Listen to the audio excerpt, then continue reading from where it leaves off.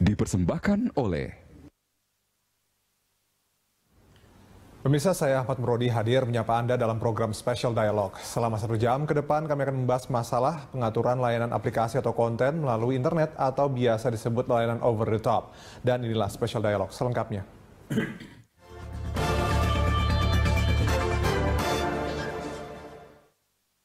Dipersembahkan oleh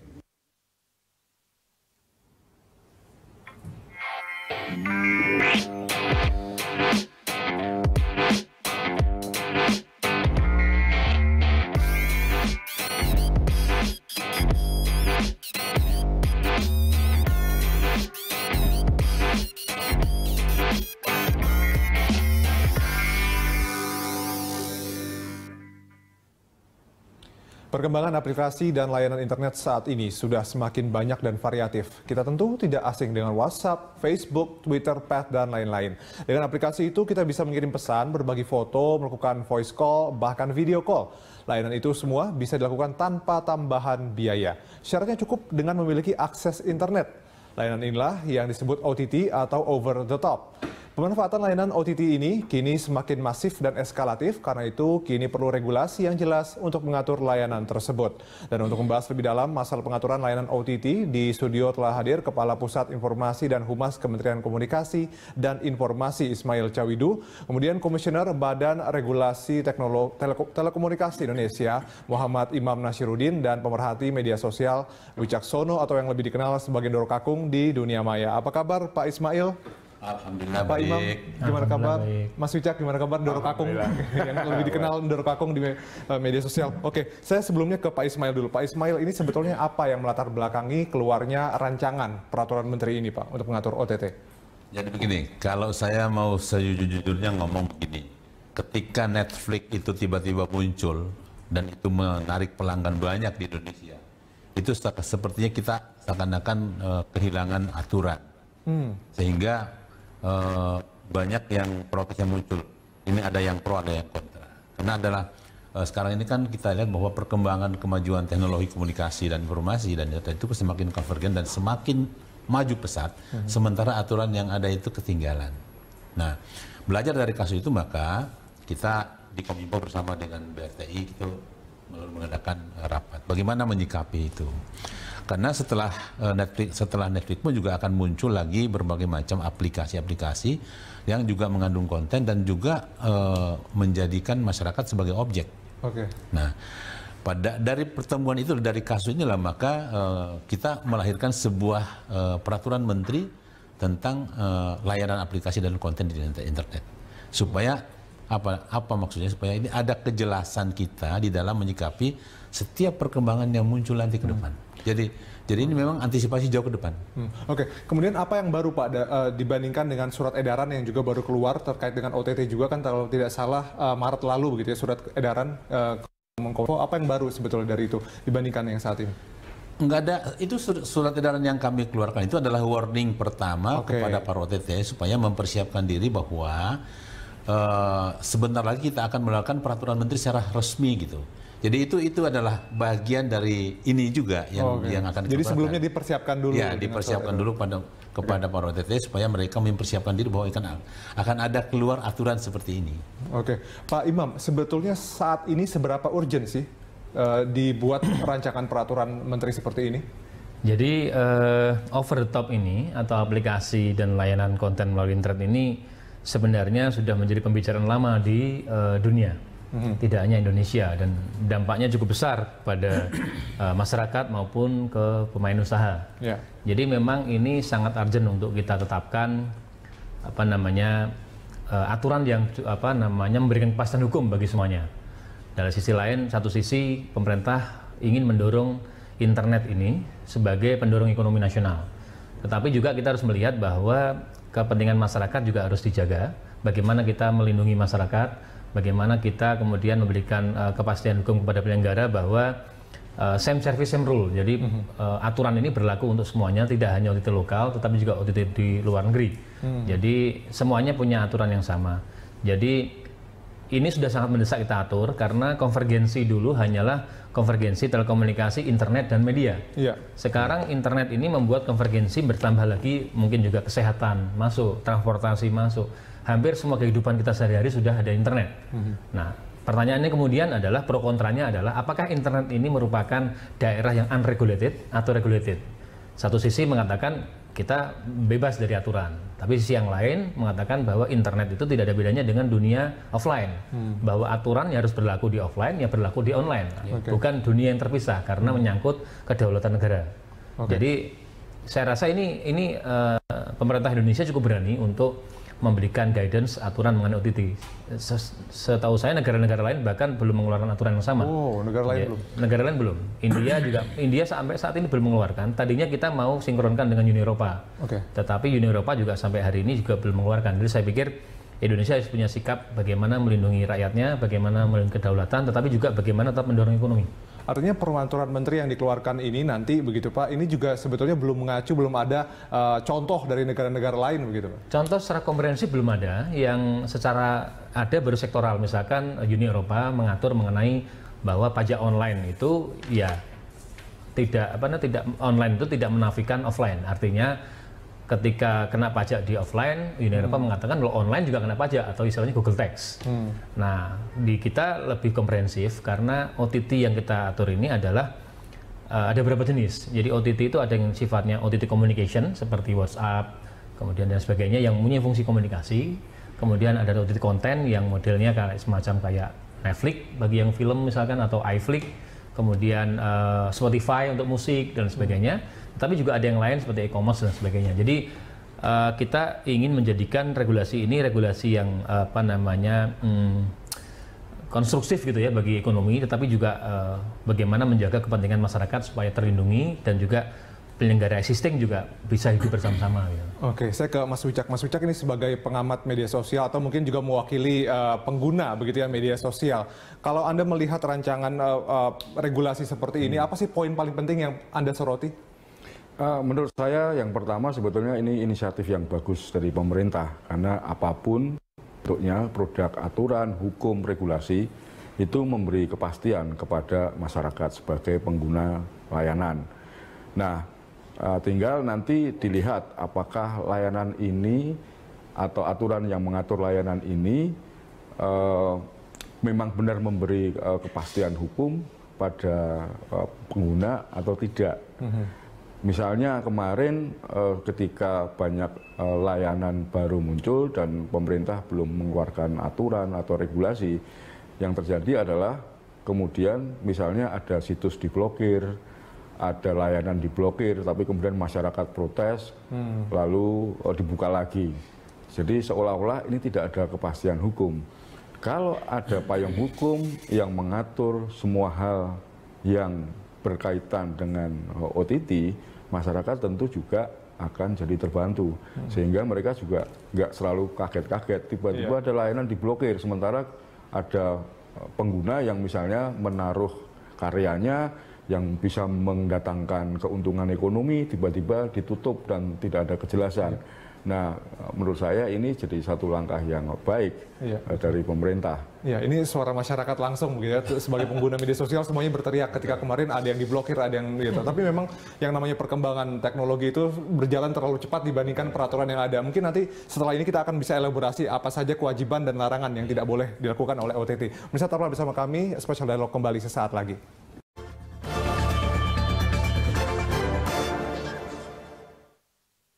Dipersembahkan oleh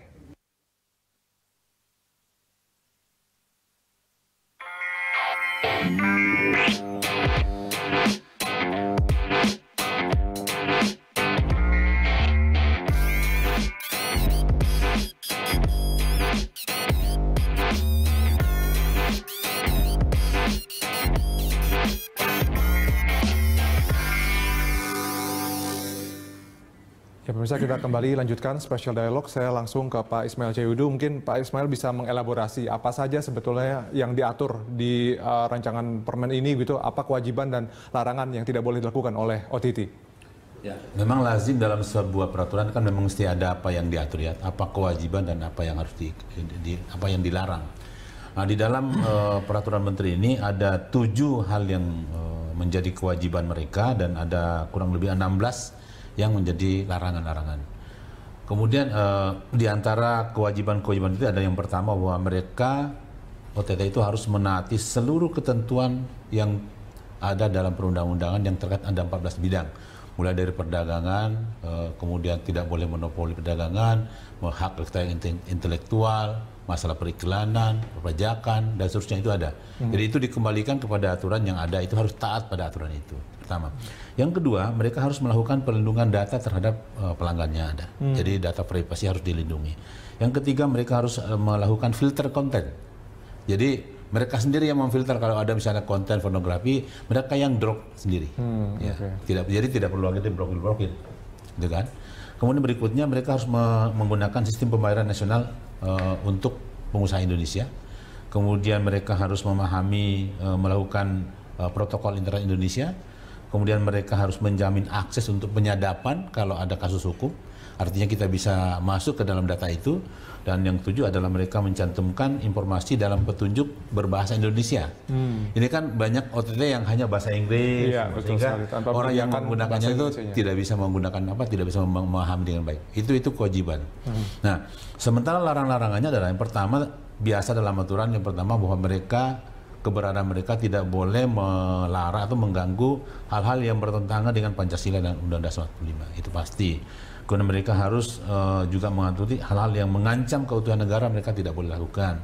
Kemudian masalah SARA, melecehkan nilai-nilai agama, mendorong untuk melakukan tindakan ke hukum dan sebagainya. Jadi larangan-larangan seperti itu ditulis secara jelas sehingga mereka tidak boleh melanggar aturan itu. Oke, regulasi ini masih dalam tahap uji publik begitu Pak, sampai 12 Mei nanti. Artinya kan sudah banyak yang diajak bicara begitu ya. OTT, kemudian mungkin shareholder yang lain, mungkin dari masyarakat dan sebagainya. Bagaimana feedback mereka terkait dengan kewajiban dan larangan Pak, terutama mungkin dari OTT-nya sendiri melihat seperti ini? Sampai hari ini kami belum melihat bagaimana feedback mereka, karena sebelum ini kita keluarkan sebagai sebuah untuk uji publik, itu kita sudah mengirimkan lebih awal. Dan saya kira mereka juga sudah mengetahui bahwa akan ada keluar seperti itu. Yang pasti bahwa dengan adanya keluar larangan ini kita sampaikan ini ada kepastian hukum terhadap kekosongan hukum yang ada terhadap perkembangan teknologi informasi. Oke, Pak Imam, ini juga kan sebetulnya mungkin masyarakat juga harus tahu bahwa ini bentuknya adalah payung hukum untuk peraturan-peraturan lain di sektoral-sektoral begitu. Anda mungkin bisa elaborasi, bisa jelaskan lebih lanjut. Jadi yang perlu kita catat pertama adalah regulasi ini tidak bertujuan menyulitkan masyarakat. Regulasi ini sesuai dengan yang sering disampaikan Presiden Jokowi di berbagai kesempatan, bagaimana menjadikan internet ini justru adalah lahan ekonomi baru bagi masyarakat yang dinamakan dengan ekonomi digital. Nah, tetapi dalam ekonomi digital ini kita juga harus concern bahwa tidak hanya masyarakat yang terlindungi, tetapi juga dari si pemain usaha juga harus mendapatkan perlakuan yang fair. Artinya kalau misalkan sebuah perusahaan di Indonesia harus misalkan mendaftar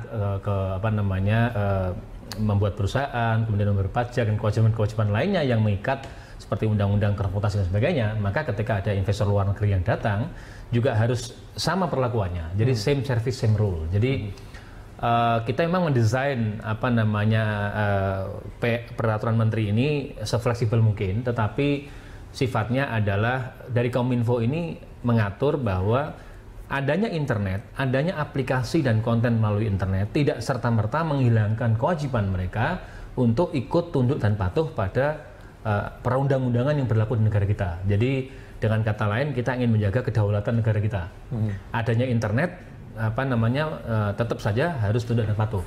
Case yang ramai kemarin misalkan. Jadi sebenarnya peraturan menteri ini sudah kita rancang dari tahun lalu. Tetapi tadinya kita berharap mengharmonisasi dengan negara-negara yang lainnya. Tetapi sampai kemudian awal Januari juga masih belum pada berani mengeluarkan aturan mengenai OTT ini. Pemerintah mengambil inisiatif untuk segera mengeluarkan karena dampaknya sudah kita rasakan bersama. Case-nya katakanlah kemarin aksi mengenai Uber. Ya, itu kan sebenarnya kalau misalkan ini sudah keluar lebih dulu. Ya, ini bisa jadi pegangan sebenarnya. Di mana masalahnya? Masalahnya adalah bahwa aplikasi itu tidak serta-merta lepas dari rektoral. dengan adanya ini jelas bahwa kenapa Uber melanggar misalkan, karena waktu itu Uber tidak comply dengan undang-undang transportasi. Walaupun di aplikasi di sini disebutkan bahwa aplikasi itu harus tunduk dan patuh pada perundang-undangan itu undang-undang transportasi. Sehingga waktu itu solusinya adalah kita minta Uber ataupun Grab untuk membentuk badan usaha, terus kemudian mengajukan aplikasi sesuai dengan undang-undang transportasi, maka masalahnya kemudian selesai. Ya, sekarang ini banyak sekali aplikasi-aplikasi yang akan timbul, katakanlah Hellodoc di kesehatan. Dia harus tunduk dan patuh pada undang-undang kesehatan.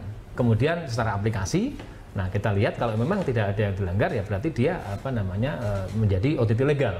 Jadi siapapun bisa buat OTT, baik asing maupun lokal, tetapi tunduk dan patuh pada undang-undang sektoral. Kalau tidak tunduk, ya kita akan lakukan bandwidth management, mulai dari pengurangan speed maupun blocking untuk menjaga tadi kedaulatan negara, kepentingan masyarakat, dan juga fairness bersama pemain usaha tadi. Oke. Mas Wicak, tadi Pak Imam sudah bilang bahwa memang yang namanya regulasi itu tidak untuk menyulitkan masyarakat. Artinya kita setuju dalam hal ini ada kepastian hukum. Tapi kemudian kalau Anda melihat begitu ya tadi bahwa ini kan ini payung hukum begitu, bahwa nanti OTT harus tergantung pada undang-undang yang mengikat aturan mereka. Artinya dari segi mata masyarakat ini semuanya sudah jelas, tidak akan ada lagi yang namanya kebingungan-kebingungan. Anda melihat seperti itu juga? Belum. Oh, masih belum jelas. Masih banyak kebingungan atau ketidakjelasan. Pertama begini, ini kan mensyaratkan kerjasama atau justru tantangan untuk sektor lain untuk membuat aturan pelengkap. Sejauh ini yang kita tahu respon yang cepat kan dari Kementerian Perhubungan yang dalam kasus Uber kemudian mengeluarkan syarat-syarat menjadi pengusaha transportasi yang sesuai dengan aturan atau undang-undang transportasi. Tapi bagaimana dengan sektor lain, perpajakan misalnya, kan ini mensyaratkan juga harus tunduk undang-undang perpajakan. Apakah Dirjen Pajak sudah mengeluarkan aturan yang rinci mengenai pajak-pajak bisnis OTT? Ada berbagai macam bisnis OTT, ya kan? Ada yang transportasi, ada yang tadi kesehatan, e-commerce. Pajaknya bagaimana? Itu kemudian masalah selain transportasi, kesehatan juga harus tunduk undang-undang kesehatan. Tapi apakah undang-undang kesehatan kita sudah mengakomodasi bisnis-bisnis kesehatan online? Nah, ini kan jadi tantangan untuk sektor lain. Ini menurut saya bagusnya adalah awal yang harus diikuti dengan gerakan dari sektor-sektor lain. Kalau tidak, ini jadi sesuatu yang mungkin semacam macan ompong begitu ya. Jadi kekuatannya hanya di kertas tapi tidak ada pendukung-pendukungnya gitu sektor lain. Mungkin ini juga bisa dijawab oleh Pak Ismail nih, Pak. Jadi begini, ini kan adalah sebuah aturan yang kita uji publik. Pertama, itu masukan dari kita untuk penyempurnaan ini. Kita memberikan waktu sampai tanggal 12. Jadi masyarakat memberikan masukan apa saja yang kurang dari peraturan ini. Yang kedua, masa berlakunya kan 9 bulan. Peralihannya. Jadi masa 9 bulan ke depan ketika ini sudah ditandatangan, itu juga kita akan koordinasi dengan berbagai macam sektor yang tadi kira-kira diperkirakan itu belum ada aturan tindak lanjut. Katakanlah misalnya pajak. Ya. Tentu saja dengan nanti dikeluarkannya peraturan menteri ini, maka hal yang pertama kita mau bereskan adalah bagaimana kita berkoordinasi dengan masalah perpajakan. Ya. Karena begitu dia menjadi badan usaha, artinya kalau begitu dia menjadi badan usaha Indonesia, berarti kan dia tunduk pada perpajakan yang berlaku di bidang badan usaha tersebut. Tinggal mungkin yang agak krusial bagaimana menghitung berapa jumlahnya, bagaimana cara pembayaran dan sebagainya. Tapi karena sasaran kita adalah bagaimana dia menjadi sebuah BUT, ya, bentuk usaha tetap. Kalau dia bentuk usaha tetap, maka dia harus mengurus seluruh perizinan yang terkait dengan perusahaan. Otomatis kalau dia menjadi perusahaan, ya tunduk pada peraturan perusahaan tersebut. Saya kira aturannya sudah ada kok itu. Gitu. Ya, artinya ini regulasi ada, tapi kemudian itu juga harus disesuaikan, sektor-sektor lain juga harus bisa mengejar begitu ya. Oleh sebab itu kita butuh 9 bulan lah, cukup lah untuk bagaimana mereka lahir tuh, Pak, kalau bayi. Iya, karena kalau tidak demikian kan kita juga dikejar waktu terus kan. Boleh nambahkan dikit? Ya. Jadi waktu kita rancang ini, kebetulan saya juga ikut menyusunnya, itu kita sudah undang yang terkait, misalkan Ditjen Pajak. Jadi Ditjen Pajak itu tidak bisa bergerak dan meminta kita ada pintu masuk. Nah, jadi ini tuh sebenarnya pintu masuk, Pak. mereka tidak bisa menerapkan aplikasi itu pajak untuk online karena tidak ada pintu masuk. Di sini kita sebutkan bahwa ketika menjadi sebuah aplikasi, itu dia harus tunduk kepada aturan perpajakan. Sehingga dia sekarang punya pintu untuk datang ke Google, datang ke Facebook, bahwa Anda meskipun aplikasi, di permen ini disebutkan bahwa aplikasi harus tunduk pada perundang-undangan yang berlaku, sehingga teman-teman pajak bisa masuk. Oke, jadi ini juga sebetulnya membantu bagi sektor-sektor lain itu untuk jalan masuk. Gitu ya. Tapi benar seperti disampaikan oleh Pak Dr. Agung tadi, bahwa ini itu masih awal. Artinya perlu kementerian-kementerian lain melihat regulasinya di sektor masing-masing untuk mengantisipasi bahwa internet ini sudah nggak bisa kita hindari. Sudah masuk ke dalam semua sektor, kesehatan, transportasi, mungkin juga hal-hal lainnya. Jadi ya ini pekerjaan rumah bersama untuk menyempurnakan. Tapi memang ini pekerjaan besar dan belum satupun di dunia negara yang mempunyai regulasi yang sangat lengkap mengenai OTT. Jadi apa yang kita lakukan ini sudah merupakan terobosan yang sangat maju untuk kita mempunyai pegangan bahwa ya OTT itu ada kewajiban-kewajiban dan juga ada peraturan-peraturan yang terkait yang harus diikuti. Jadi saya ingin menitip supaya mohon kiranya masyarakat mencermati ini, berikan masukan kepada kita supaya nanti lahirnya itu sudah semua mengakomodir semua kepentingan. Betul ya. Ya, itu masih kita ada sudah waktu sampai 12 Mei. Ya, kita sudah publikasikan melalui di website Kominfo. Ada itu. Oh, jadi bisa masyarakat bisa langsung menuliskan kritik dan saran segala macam. Oke. Ya, kami akan kembali saat lagi pemirsa, tetap bersama kami di Special Dialog.